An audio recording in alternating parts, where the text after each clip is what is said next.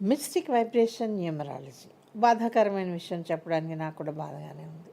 చెప్పాలి, చెప్పకూడనివి చెప్పకూడదు, చెప్పాలి. ఒక నక్షత్రం, ఇందులో 4వ పాదంలో పుట్టిన శిశువుకి గండం ఉంటుంది. గండం ఎప్పటి నుంచి ఎప్పటి వరకు? పుట్టిన 1వ రోజు నుంచి 7వ సంవత్సరము తాలూకు చివరి రోజు వరకు. అంటే ఎనీ మూమెంట్ ఈ శిశువు చనిపోయే అవకాశం ఉంది.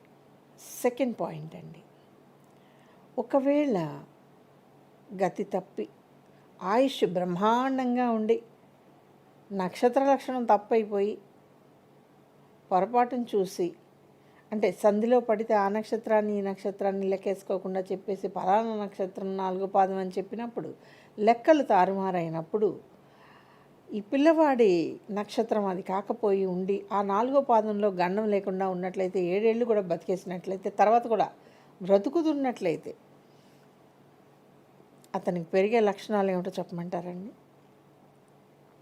గాలిలో మేడలు కట్టడం, అన్యాయంగా అవతల వాళ్ళ డబ్బును ఆశించటం, ఏమాత్రం నిజాయితీ లేని బతుకు బతికేసేయటం, ఎవడో రోడ్డు మీద సిగరెట్ సగం తాగి పడేసేస్తే అది కూడా తీసుకుని తాగేవాళ్ళు ఉన్న ఈ ప్రపంచంలో ఈ నక్షత్రం వాళ్ళు అలాగే ఉంటారు.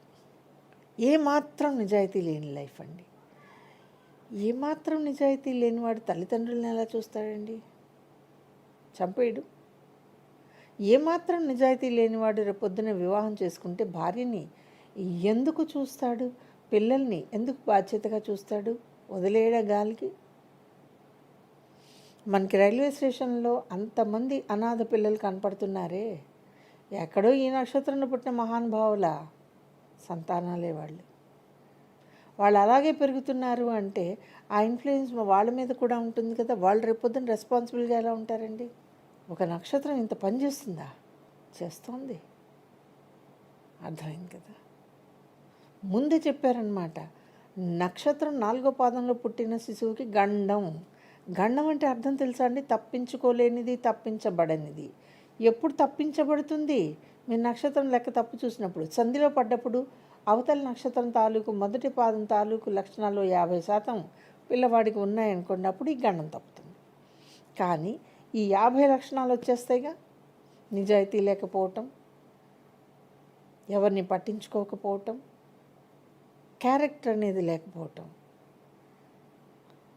ఇవి ఒక మనిషిని మర్డర్ చేయటం కంటే కూడా మహాదోషమైన లక్షణాలు. అసాసినేషన్ చాలా బెస్ట్ దీని మీద. ఓ మనిషిని నిమిషంలో చంపేస్తారు.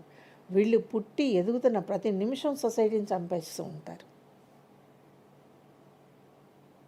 సో బీ కేర్ఫుల్ అండి. నక్షత్రం గౌరవిస్తానండి.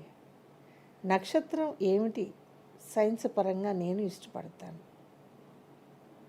కానీ మనకి అస్ట్రాలజీలో చెప్పినట్లుగా ఇన్ని అవలక్షణాలు ఉన్నప్పుడు నక్షత్రం పేరు ఎందుకు పెట్టుకోమంటున్నారు? ఇప్పుడు వచ్చిన కొత్త సిద్ధాంతం ఏమిటో తెలుసా అండి? బహుశా మరి నేను చేస్తున్న యుద్ధం కారణంగానో ఏమో నాకు తెలీదు, నక్షత్రం పేరు ఇలా పెట్టుకుని అలా పక్కన పడేయాలంటండి. అదేం రూలు? ఇలా పెట్టుకుని అలా పడేయటం ఏంటండి? అంటే పిల్లవాడు పుట్టినరోజేమో ఆ నక్షత్రం తాలూకు అక్షరంతో విడిపేరిది అంటారా? లేకపోతే నామకరణం రోజు చెవిలో చెప్పి వదిలేస్తారా? తర్వాత ఇంకా పేరు అవసరం లేదన్నమాట. అవసరం లేని పేరుకి నక్షత్ర పాదంలోనే పేరు పెట్టాలనే రూల్ ఆస్ట్రాలజీ ఎందుకు పెట్టిందో అర్థం చేసుకోండి. చేసుకుంటే మన పిల్లల లక్షణాలని కొంతవరకన్నా కాపాడగలం. మీ ఫ్యామిలీ ఎలా ఉంటుందో, పేరెంట్స్ ఎలా ఉంటారో, మీ చుట్టుపక్కల ఉన్న సొసైటీ ఎలా ఉంటుందో, అట్మాస్ఫియర్ ఎలా ఉంటుందో, ఇవన్నీ కూడా కౌంట్ లేకుండా బ్రహ్మాండమైన పేరు ఇచ్చే మా అబ్బాయిని కుబేరుని చేయండి, మా అబ్బాయినేమో ఆయన ఎవరండి బిల్ గేట్స్ అంతటి వాడిని చేయండి. ఇకపోతే ఇప్పుడు కొంతమంది అడుగుతున్నది, మా అబ్బాయి సుందర్ పిచాయ్ అంత గొప్పవాడు కావాలి. నేను ఒక్క విషయం చెప్తానండి, పుట్టేటప్పుడు ప్రతి వాళ్ళు సమానంగానే పుడతారు. ఒక్కొక్క వ్యక్తి ఎదిగేటప్పుడు తనకున్న అదృష్టాన్ని బట్టి ఓ మంచి వ్యక్తిగా ఎదగటం, ఓ బాధ్యతాయుతంగా పెరగటం జరుగుతుంది. లేదనుకోండి మనం ఎక్కడ ఎలా పుట్టామో, ఎక్కడ ఎలా పెరిగామో ఖచ్చితంగా దాని ఎఫెక్ట్ అయితే ఉంటుంది.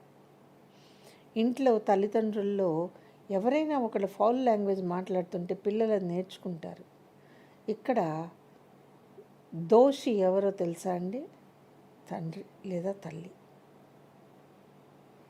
సో మనం నెక్స్ట్ జనరేషన్ని పెంచడానికి రెడీ అయినప్పుడు అన్నిటినీ ఆలోచించండి. బాధ్యతగా పెంచగలం అనుకుంటేనే పిల్లల్ని ప్రపంచంలోకి తెండి. ఎవరో ఏదో అనుకుంటారు, మనకు కూడా పిల్లలు ఉండాలి, ఇవి వద్దండి. ఎందుకు వాళ్ళ జీవితాన్ని పాడు చేయటం? అన్నీ ఇవ్వగలిగినప్పుడు పిల్లల్ని చక్కగా పెంచండి. లేదనుకోండి, ఈ సొసైటీలో ఎటువంటి సైకలాజికల్ అబ్నార్మల్ పర్సనాలిటీస్ బయటకు వస్తాయో ఊహించలేము. ఇప్పటిదాకా మనము అమెరికాలో అలా జరిగిందంట, లండన్లో ఇలా జరిగిందంట అంటున్నాం. ఇక మీదట ఇండియాలో కూడా ఇలాగే జరుగుతుంది అనేది నేను మీకు హెచ్చరిస్తున్నాను. ఈ వీడియో కనుక మీకు నచ్చినట్లయితే లైక్ చేయండి, షేర్ చేయండి, మా ఛానల్ని సబ్స్క్రైబ్ చేయండి.